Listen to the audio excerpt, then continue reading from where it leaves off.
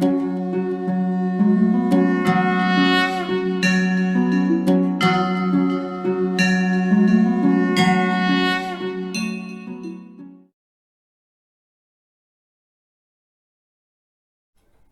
Morning everybody.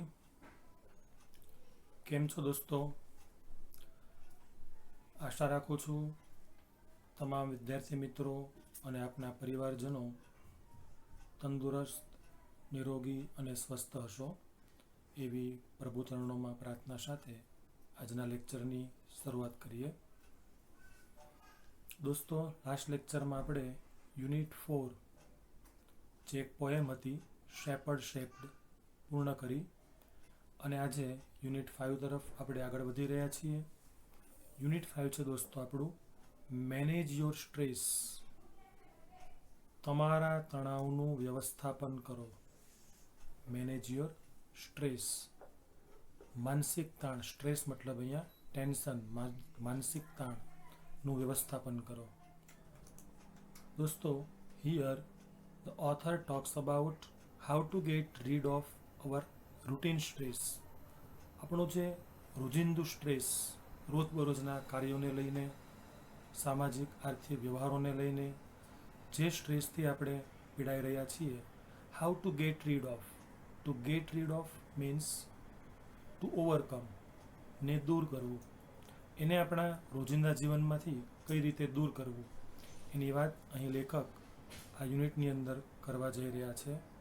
અને સાથે સાથે આ સ્ટ્રેસ ઉદ્ભવવાના કારણો કયા છે, આપણી કઈ કઈ ખોટી આદતોને કારણે આ સ્ટ્રેસથી આપણે પીડાઈએ છીએ એની પણ વાત લેખક આ યુનિટની અંદર કરવા જઈ રહ્યા છે. ચાલો દોસ્તો શરૂ કરીએ. Manage your stress. તમારા તણાવનું વ્યવસ્થાપન કરો. Comprehension 1. Strengthening mental flexibility. Strengthen દોસ્તો સ્ટ્રોંગ એડજેક્ટિવનું વર્બ છે સ્ટ્રેન્થન, એનું વર્તમાન કૃદંત છે strengthening. Strengthen means make strong, મજબૂત બનાવવું. Mental flexibility. ફ્લેક્સિબિલિટીનો મિનિંગ છે રિઝિલિયન્સ, એટલે કે સ્થિતિસ્થાપકતા અથવા તો જેને કહેવાય લવચિકતા. તો માનસિક લવચિકતાનું સશક્તિકરણ, એવું આ કોમ્પ્રેહેન્શન 1નું હેડિંગ છે. દોસ્તો શરૂ કરીએ. Mind, emotions and body are all closely interlinked. આપણું મન, આપણી લાગણીઓ અને આપણું શરીર, આ ત્રણે ત્રણ ક્લોઝલી ઇન્ટરલિંક, ખૂબ નજીકથી એકબીજા સાથે વણાયેલા છે, સંકળાયેલા છે. And always work together. એ ત્રણેય હંમેશા એક સાથે પેરેલલમાં કાર્યરત હોય છે. ત્રણેયની એકબીજા ઉપર અસરો થતી હોય છે. It helps you distinguish them more clearly. To distinguish દોસ્તો, ડિસ્ટિંગ્વિશનો અર્થ છે ટુ આઈડેન્ટિફાય, ટુ ડિફરન્શિએટ, ભેદ તારવવું, એની વચ્ચેનો તફાવત તારવવું. If you try to understand them separately. જો તમે આ ત્રણને સેપરેટલી, અલગ અલગ સમજવાનો પ્રયત્ન કરશો તો અને તો જ તમને એની વચ્ચેનો ભેદ ખ્યાલ આવશે. Your mental capacities are your abilities. Your mental capacities, તમારી માનસિક ક્ષમતાઓ એટલે શું એની ડેફિનેશન આપતા અહીં લેખક જણાવે છે કે your mental capacities are your abilities. તમારી ક્ષમતાઓ કઈ કઈ ક્રિયાઓ કરવાની. ફર્સ્ટ છે ટુ કોન્સન્ટ્રેટ, ધ્યાન કેન્દ્રિત કરવાની. To take in new information. Tech in મતલબ ગ્રહણ કરવું, લેવું, મેળવવું. નવી માહિતીઓને ગ્રહણ કરવાની ક્ષમતા. Two remember old and new information. જૂની અને નવી આ તમામ માહિતીઓને રિમેમ્બર, યાદ રાખવાની ક્ષમતા. એન્ડ અને છેલ્લું to be in a position, એક એવી સ્થિતિમાં પોતાની જાતને સ્થિર કરવાની ક્ષમતા કે જ્યાં ટુ થિંક લોજિકલી, તમે લોજિકલી એટલે કે રેશનલી, તર્કબદ્ધ રીતે વિચાર કરી શકો એવી સ્થિતિમાં આપણા મનને મૂકવાની ક્ષમતા એટલે આપણી માનસિક ક્ષમતા. You need your mental capacity. આપણે આપણી મેન્ટલ કેપેસિટી, માનસિક ક્ષમતાઓની જરૂર રોજિંદા જીવનમાં કયા કઈ હેતુથી પડે છે? તો ઇન ઓર્ડર ટુ સ્ટડી, એક વિદ્યાર્થી તરીકે અભ્યાસના કાર્યમાં, ટુ વર્ક, આપણા કાર્યો કરવામાં, to impose a constructive and workable order on your life, to impose, to enforce, લાદવું, લાગુ પાડવું. કન્સ્ટ્રક્ટિવ મીન્સ પ્રોડક્ટિવ એટલે કે રચનાત્મક, વર્કેબલ એટલે કે પ્રેક્ટિકલ એટલે કે વ્યવહારુ, ઓન યોર લાઈફ, આપણા જીવનની અંદર રચનાત્મક અને વ્યવહારુ ક્રમમાં આપણા જીવનને લયમાં લાવવા માટે આપણે આપણી માનસિક ક્ષમતાની જરૂર પડે છે. And to make rational day to day decisions, rational, logical, sensible, તાર્કિક, અને આપણા ડે ટુ ડે રોજબરોજના જે તાર્કિક નિર્ણયો છે એ લેવા માટે આપણે આપણી મેન્ટલ કેપેસિટીનો ઉપયોગ કરતા હોઈએ છીએ દોસ્તો.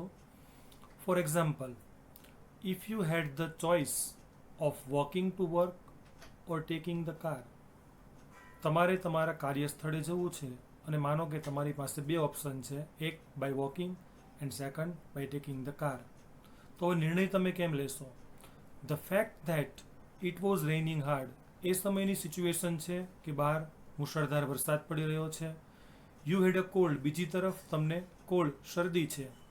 તો આ બંને પરિબળો lead you to the decision that, તમને એવા નિર્ણય ઉપર લાવશે કે it was better to take the car, કે મારા માટે અત્યારે ચાલીને જવા કરતાં કાર દ્વારા કાર્યસ્થળે જવું એ વધારે હિતાવહ છે. તો that would be a rational decision base on the current circumstances. Circumstance, situation, પરિસ્થિતિ, વર્તમાન પરિસ્થિતિ પર આધારિત લીધેલો આ રેશનલ ડિસિઝન, લોજિકલ ડિસિઝન એક તાર્કિક નિર્ણય ગણાશે દોસ્તો. તો આપણે આપણા તાર્કિક નિર્ણયો લેવા માટે આપણી મેન્ટલ કેપેસિટીનો ઉપયોગ કરતા હોઈએ છીએ. કોમ્પ્રેન્શન 1 અહીંયા સમાપ્ત થાય છે, જેના એસક્યુ નંબર છે 1 to 4. આગળ વધીએ કોમ્પ્રેન્શન 2 તરફ. The mind is the rational logical part of you. આપણું જે મન છે એ આપણો એક તાર્કિક, રેશનલ, લોજિકલ બંને સિમિલર વર્ડ છે, એક તાર્કિક અંગ છે.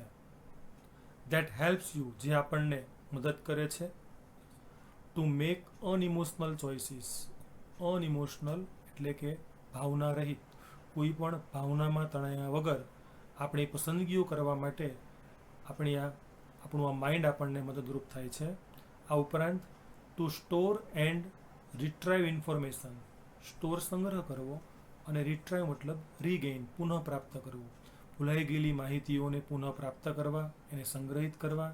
અને આ ઉપરાંત two order and calculate, two order એને ક્રમબદ્ધ ગોઠવવા, ગણતરીઓ કરવા, એનો આપણે ઉપયોગ કરીએ છીએ.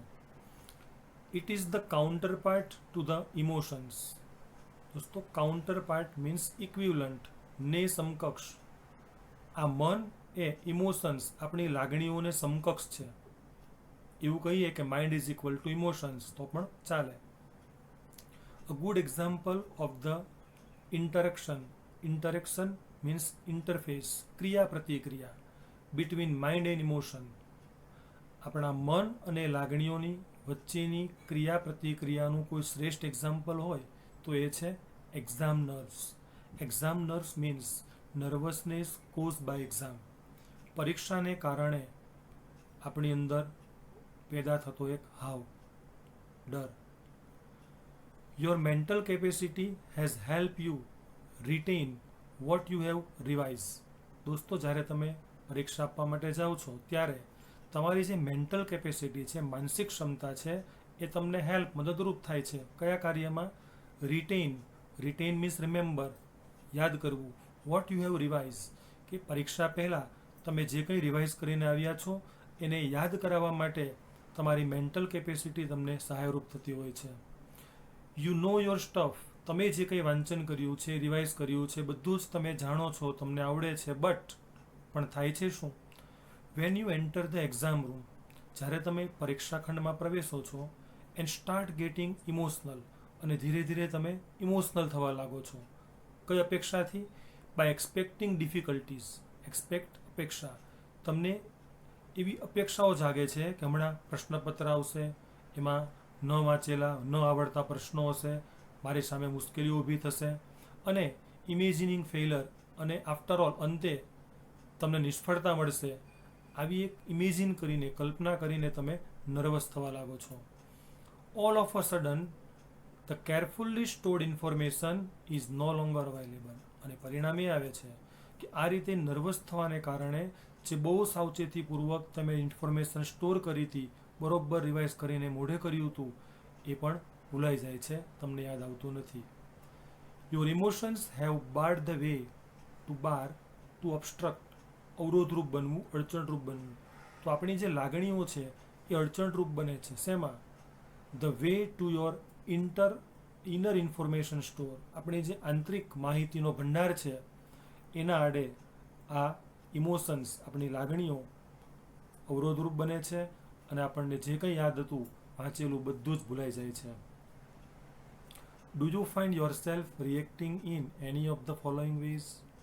નીચે તમને 6 સિચ્યુએશન આપી છે. શું તમે કદી આ પ્રકારની સિચ્યુએશન ફેસ કરી છે? તમારું મન ક્યારે આ પ્રકારના વિચારો રિએક્ટ કરે છે? જુઓ.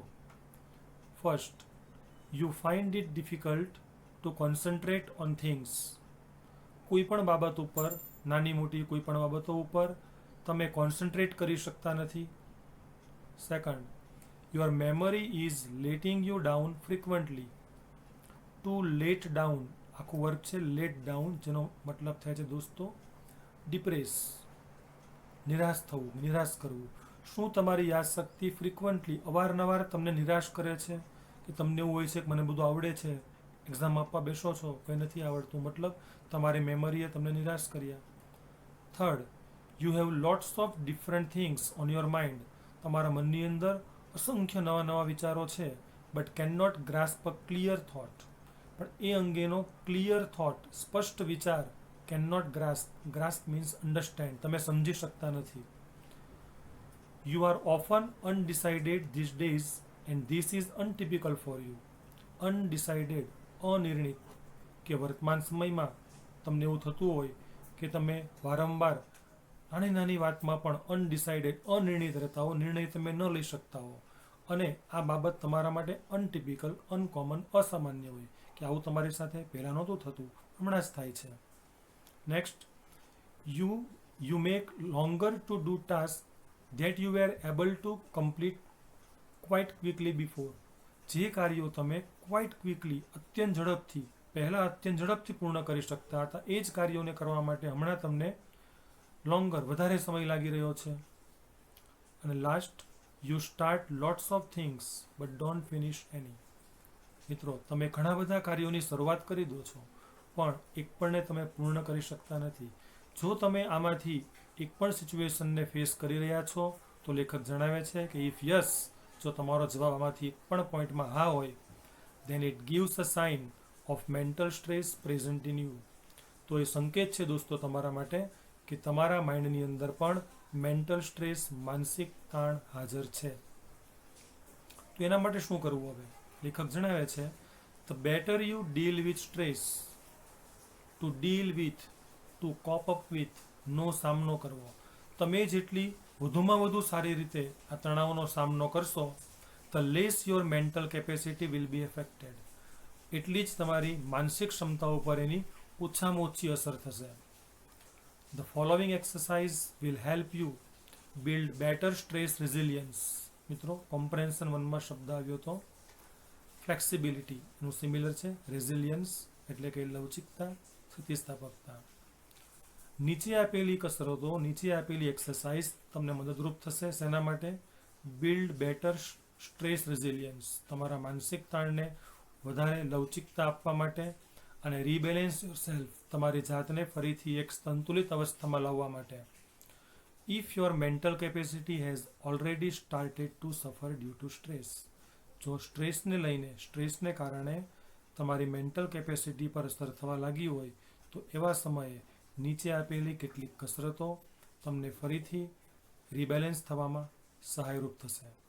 દોસ્તો, કોમ્પ્રેન્શન 2 અહીંયા સમાપ્ત થયો અને એના એસક્યુ નંબર છે 5 to 12. અને આગળ વધીએ કોમ્પ્રેન્શન 3 તરફ. Stop over thinking. પહેલી એક્સરસાઇઝ આપીશ તમને દોસ્તો, સ્ટોપ ઓવર થિંકિંગ. વધારે પડતા વિચારો કરવાનું ટાળો. ઓવર થિંકિંગ ઘણીવાર આપણને સ્ટ્રેસ તરફ ધકેલતું હોય છે. When task and pressure start building up, જ્યારે આપણા ઉપર ટાસ્ક, કાર્યો અને પ્રેશર, ભારણ, કાર્ય અને કાર્યનું ભારણ જ્યારે આપણી આસપાસ ઘેરાવા લાગે, ત્યારે the mind can sometimes go in two over thinking. ત્યારે આપણું મન વધુ પડતા વિચારોમાં ડૂબી જતું હોય છે. And you come to the thought, અને અંતે તમે એક એવા વિચાર પર આવીને ઊભા રહી જાઓ છો કે આઈ વિશ there was a switch in my head that I could flick and turn off all the thoughts going around in my mind. કે કાશ મારા મગજની પણ કોઈ સ્વિચ હોત તો હું ફ્લિક, એક ઝટકે એને બંધ કરી દેતે, ટર્ન ઓફ, અને મારા મગજની આસપાસ ઘેરાતા વિચારોને હું એક જ ઝટકે સ્ટોપ કરી દે. એટલે કે તમને આવો વિચાર આવે છે કે કાશ મગજની પણ સ્વિચ હોત એને વિચારતું બંધ કરવાની. It is not that easy. પણ દોસ્તો એ સરળ નથી, એ માત્ર વિચારી શકાય છે, પોસિબલ નથી. There is a technique to help your self during the problem of over thinking. પણ અહીંયા લેખક આપણને ઓવર થિંકિંગની સમસ્યામાંથી બહાર આવવા માટે એક ટેકનિક આપે છે. અને ટેકનિકનો પહેલો મુદ્દો છે, સે to your self repeatedly during the day. દિવસ દરમિયાન જ્યારે પણ તમે સ્ટ્રેસ મહેસૂસ કરો છો તો વારંવાર તમારી જાતને આ મંત્ર સંભળાવો. કયો મંત્ર છે? I have no expectations and I will deal with whatever happens when it happens. પહેલું તો આઈ હેવ નો એક્સપેક્ટેશન્સ, મારી કોઈ અપેક્ષાઓ નથી દિવસ દરમિયાન. And I will deal with whatever happens when it happens. મારી સાથે જે કંઈ બનશે, જ્યારે પણ બનશે, આઈ વિલ ડીલ વિથ, હું એને પહોંચી વળીશ, હું એનો સામનો કરી શકીશ. આવી હિંમત સ્વને આપો. When you think about a stressful day. મિત્રો, જ્યારે તમે તણાવભર્યા દિવસ વિશે વિચારો છો, that lies in front of you, જે તમારી સામે છે, સવારે તમે ઉઠો છો અને પછી તમારું મન તરત જ તમારી આગળ દોડવા માંડે છે કે હમણાં મારે બ્રશ કરી નાહી ધોઈને ક્યાં જવાનું છે, શું કરવાનું છે, ત્યાર પછી શું કામ છે, ત્યાર પછી શું કામ છે. આમ છેક રાત સુધી આપણું મન દોડીને પહોંચી જાય છે. Your thoughts run approximately like this. તમારા વિચારો કંઈક આ પ્રમાણે દોડવા માંડે છે. ઓ માય ગોડ, અરે ભગવાન, I have so much to do. મારે આજે કેટલા બધા કાર્યો કરવાના છે. I must do X and Y and Z. મારે એક્સ, વાય ને ઝેડ કાર્યો કરવાના છે. એન્ડ આફ્ટર ધેટ, એ કાર્યો પૂર્ણ કર્યા પછી A and B needs to get sorted out as well. Sort out, solve. અને એક્સ વાય ઝેડ પૂર્ણ કર્યા પછી મારે એ અને બી સમસ્યાઓને પણ ઉકેલવાની છે. I don't know how I am going to do it all. આ બધું કેવી રીતે કરીશ? આઈ ડોન્ટ નો, હું જાણતો નથી, મને ખબર નથી પડતી. I want even have time to it. મને તો એવું લાગે છે કે આજે કદાચ મને જમવાનો પણ સમય મળશે નહીં. આવું હજુ દિવસ શરૂ નથી થયો ત્યાં આપણે એડવાન્સમાં વિચારવા લાગીએ છીએ. અને પરિણામ શું આવે છે દોસ્તો? જોઈએ કોમ્પ્રેન્શન 4ની અંદર. કોમ્પ્રેન્શન 3 પૂર્ણ થયો અહીંયા, જેના એસક્યુ નંબર છે 13 to 16. અને 4, basically the day hasn't even started. મૂળભૂત વાત તો એ હોય છે કે હજુ દિવસની શરૂઆત પણ નથી થઈ, but you are already in a tease. Tease means uh state of nervous excitement, ઉત્તેજના. તમે એકદમ ઉત્તેજિત થઈ જાઓ છો. What is happening is that. અને પછી બને છે એવું કે your mind is racing ahead of you. તમારું મન તમારા કરતાં આગળ દોડવા માંડે છે. એન્ડ એન્ટિસિપેટ, ફોરસી, પ્રેડિક્ટ, અનુમાન કરવું. How tired and stressed you will feel once you have completed all the task ahead. કે તમે આ બધા જ કાર્યો જ્યારે પૂર્ણ કરી રહેશો ત્યારે તમે કેટલા ટાયર્ડ, થાકી જશો, સ્ટ્રેસ, માનસિક તણાવ અનુભવશો, એનું અગાઉથી અનુમાન કરે છે. ધીસ ફ્રેન્ટિક થોટ્સ, ફ્રેન્ટિક, હેક્ટિક, ઉગ્ર કે જનૂની, અને આ જનૂની વિચારો, ઉગ્ર વિચારો સ્ટાર્ટ વીકનિંગ યોર એનર્જી. તમારી ક્ષમતાઓને નબળી પાડવા માંડે છે. એન્ડ એઝ અ રિઝલ્ટ, પરિણામ સ્વરૂપે, you are entering in to a busy day. તમે એક એવા વ્યસ્ત દિવસની અંદર પ્રવેશો છો, અને એ પણ with only half of your normal energy. તમારી જે સામાન્ય ક્ષમતા હતી એના કરતાં પણ ઓછી ક્ષમતા સાથે તમે દિવસની શરૂઆત કરો છો. કેમ? દિવસ શરૂ થતાં પહેલાં જ તમે ઓવર થિંકિંગ કરીને તમારી ક્ષમતાને નબળી પાડી દીધી. Then when you end up shattered at the end of the day, અને પછી જ્યારે દિવસના અંતે શેટર્ડ, અને છેલ્લો શબ્દ ફકરાનો ડ્રેઇન, મતલબ ટાયર્ડ, અપસેટ, એક્ઝોસ્ટેડ, થાકેલું, દિવસના અંતે ત્યારે ખરેખર તમે થાકી જાઓ છો, ત્યારે you seem to have proved that, તમને એવું લાગે છે કે એ વાત ખરેખર સાબિત થઈ ગઈ. કઈ? That you were right all along. સવારે જ હું વિચારતો હતો કે આ બધા કાર્યો હું પૂરા કરીને થાકી જઈશ, એકદમ સ્ટ્રેસ અનુભવીશ, અને એવું જ થયું, મારી વાત સાચી પડી. You had a dreadful day. Dreadful means terrible, ભયાનક, કે તમારો દિવસ ખૂબ જ ભયાનક પસાર થયો. And you feel physically drain, અને શારીરિક રીતે તમે એકદમ થાકી ગયા. આવું સવારે તમે જે વિચાર્યું હતું એ ખરેખર સાચું પડ્યું. In order to have the maximum energy available at the start of a busy day, તમારા વ્યસ્ત દિવસની જ્યારે શરૂઆત થાય છે ત્યારે જો તમે ઈચ્છો છો કે તમે મહત્તમ ઉર્જા સાથે દિવસની શરૂઆત કરો, તો use I have no expectations and I will deal with whatever happens when it happens as a form of mantra. તો દોસ્તો, લેખકે આપેલા વાક્યને તમે જીવન મંત્ર બનાવી લો. આ મંત્રને વારંવાર સ્વને પુનરાવર્તિત કરીને જણાવો. આઈ હેવ નો એક્સપેક્ટેશન્સ, મારી કોઈ અપેક્ષાઓ નથી. And I will deal with whatever happens when it happens, મારી સાથે જ્યારે જે કંઈ બનશે હું જોઈ લઈશ, હું પહોંચી વળીશ. જો હોગા દેખા જાયગા. You will notice how your body starts relaxing. આ વાક્ય તમારી જાતને સંભળાવવાથી તમારું શરીર કેટલું રિલેક્સ અનુભવશે. At the thought of no expectations, મારી કોઈ અપેક્ષાઓ નથી. આવું તમારી જાતને કહેતા જ તમે એકદમ રિલેક્સ ફીલ કરશો. This relaxation tells you that, અને આ રિલેક્સેશન તમને એવું જણાવે છે કે you have just stopped yourself from wasting valuable energy, કે હવે તમે તમારી અમૂલ્ય ઉર્જાને વેડફવાનું બંધ કરી દીધું છે. You will feel calmer mentally and emotionally as a consequence. As a consequence મતલબ રિઝલ્ટ, આઉટકમ, અને એના પરિણામ સ્વરૂપે તમે મેન્ટલી અને ઇમોશનલી, માનસિક અને ભાવાત્મક બંને દૃષ્ટિએ પહેલાં કરતાં વધારે રાહત અનુભવશો, શાંતિ અનુભવશો. તો દોસ્તો, અહીંયા ચોથો કોમ્પ્રેહેન્શન સમાપ્ત કર્યો આપણે, જેનો એસક્યુ નંબર છે 17 થી 21, અને આ 4 કોમ્પ્રેહેન્શન સાથે અહીંયા આજનો લેક્ચર આપણે સમાપ્ત કરીશું. તો દોસ્તો, 1 થી 21 એસક્યુના જવાબ, વર્ડ બિલ્ડિંગ તમારા નોટની અંદર લખવા માંડવાનું છે. બાકીનો પાર્ટ આપણે નેક્સ્ટ લેક્ચરની અંદર જોઈશું. ત્યાં સુધી તમામ વાલા વિદ્યાર્થીઓને ગુડ બાય, જય શ્રી કૃષ્ણ.